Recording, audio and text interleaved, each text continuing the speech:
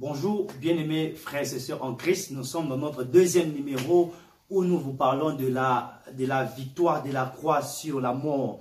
Et nous avons parlé avec vous pour un petit rappel. Nous parlons de la victoire de la croix et nous avons dit que non, les Juifs pouvaient interpréter la mort d'une personne à la croix comme un signe de la malédiction selon Galates chapitre 3 verset 13 où il avait dit « Maudit est quiconque est pendu au bois ». Alors pour le Romain, c'était un signe, un de la défaite, deux de l'humiliation et trois de l'infamie. Alors nous définissons la mort de Jésus-Christ selon l'interprétation biblique qui est un signe de la victoire où nous avons lu le livre de Colossiens 2, verset 15, où la Bible dit « Christ a dépouillé le principauté, le pouvoir, les dominations et les a publiquement livrés en spectacle en triomphant d'elle par la croix. » Et nous avons dit la mort de Jésus-Christ pour nous, enfants de Dieu, c'est une victoire. Au-delà de ça, dans notre premier numéro, nous avons annoncé la victoire de la croix sur le péché et nous avons exploité le livre de 1 Corinthiens chapitre 15 verset 3 où Paul dit à l'église de Corinthe que non, je vous ai prescrit tout ce que j'avais reçu. Christ est mort pour nos péchés. Ah, ça c'est formidable. Paul est resté pratiquement 18 mois à l'église de Corinthe où il a résolu le problème tant théologique qu'éthique tout comme communautaire, mais il a tenu à préciser que son avenir à Corinthe était d'annoncer premièrement Jésus-Christ ou la mort de Jésus-Christ sur la croix. Alors, en portant nos péchés à la croix, en subissant les châtiments qui nous condamnaient, Christ nous a affranchis.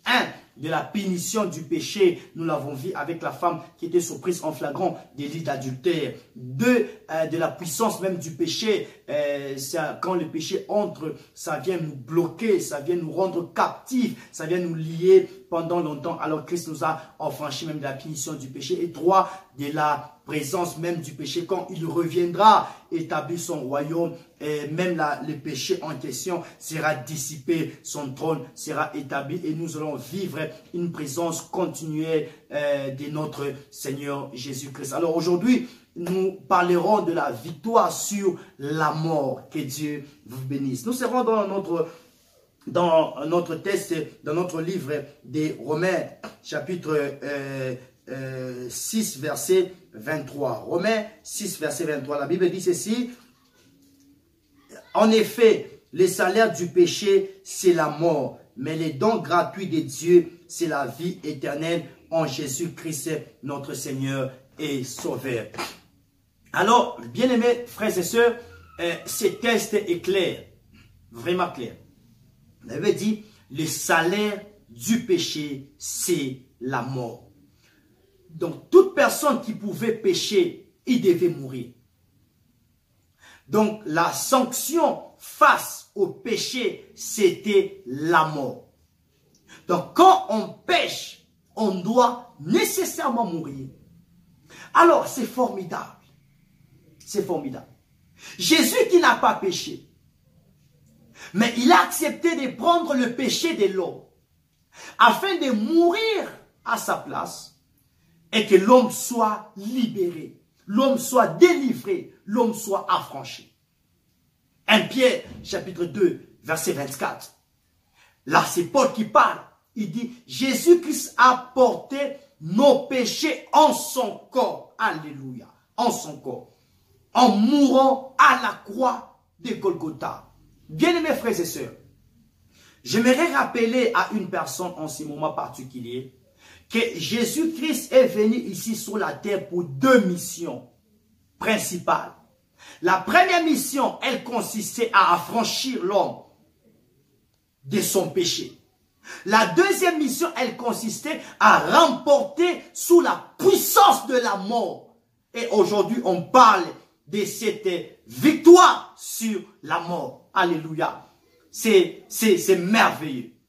Alors, il a affranchi l'homme en acceptant de prendre le péché de l'homme et en mourant à la croix. Jésus n'est pas mort en tant que pécheur. Jésus est mort à la place de l'homme pécheur. il a accepté de prendre les péchés de l'homme. Et cette première mission, Jésus l'a accomplie parfaitement. Mais la deuxième mission, Jésus aussi l'a accomplie parfaitement en remportant sous la puissance même de la mort à la croix de Golgotha. Alors quand Paul comprend cela, il relate la prophétie d'Ésaïe en disant que la mort a été engloutie à la croix. Ô mort, où est ton aiguillon? Ô mort, où est ta victoire? Paul comprend que non, la mort a perdu son aiguillon. Alléluia. La mort a perdu sa victoire. Oh bien-aimé, depuis les jardins d'Éden, la mort pouvait battre son record. Mais ce jour-là, à la croix de Golgotha, bien-aimé, la mort a perdu son aiguillon. La mort a perdu sa victoire. Ça, c'est une bonne nouvelle pour les enfants de Dieu. Bien-aimés frères et sœurs, Jésus, j'aimerais dire à une personne, Jésus n'est pas descendu ici sur la terre et en acceptant de mourir à la croix de Golgotha pour qu'on paie d'abord les vêtements. On paie des maisons, on paie des véhicules, on annonce l'évangile, la prospérité. Oui, ces choses-là ne sont que la conséquence de notre attachement à Jésus-Christ. L'évangile prioritaire, l'évangile principal, c'est que Jésus-Christ est mort à la croix de Golgotha pour nos péchés. C'est ce que Paul a voulu faire comprendre à l'église de Corinthe. Alléluia. Et quand je parle aujourd'hui de la victoire sur la mort, je crois que plus d'une personne m'a posé la question que non, tu nous parles de la mort, de la victoire sur la mort, mais il y a des morts partout. Il y a des décès partout. Bien-aimés frères et sœurs, je parle de la mort, non pas la mort physique, mais la mort spirituelle. Alléluia. C'est ce que je parle. La mort spirituelle que la Bible appelle la seconde mort, qui est la séparation avec Dieu. Et quand on rentre dans le livre de Genèse, Dieu dit à Adam et Ève, ou à Adam, il donne ses instructions à Adam de ne pas manger à l'arbre de la connaissance de la vie, à l'arbre de la connaissance du bien et du mal. Le jour où il la mangera, il mourra. Mais cependant, Adam et Ève ont mangé à l'arbre de la connaissance du bien et du mal, mais ils ne sont pas morts. Est-ce que Dieu a été incapable de les faire mourir? Ou Dieu s'est contredit? Non. La mort que Dieu parlait à Adam, c'était la mort spirituelle qui est la séparation avec lui. Et c'est pourquoi quand il est rentré le soir dans le jardin d'Éden, il les a chassés du jardin. Pourquoi? Parce que ils ont désobéi et la mort dont Dieu parlait, c'était la séparation avec lui. Alléluia. Quand Adam et Ève étaient dans les jardins d'Éden, ils pouvaient se prendre en charge. Mais quand Dieu Dieu pouvait les prendre en charge, mais quand Dieu les a chassés, elles-mêmes pouvaient se prendre en charge. C'est la mort dont je parle. Alors, quand vous voyez quand Christ revient dans la famille de Lazare, Marie a commencé à se plaindre, a commencé à pleurer que non, mais si tu étais là, mon frère n'allait pas mourir. Mais Jésus, écoutez la bonne réponse de Jésus. Je suis, c'est le présent, je suis la résurrection et la vie. Celui qui croit en moi vivra comme même il serait mort.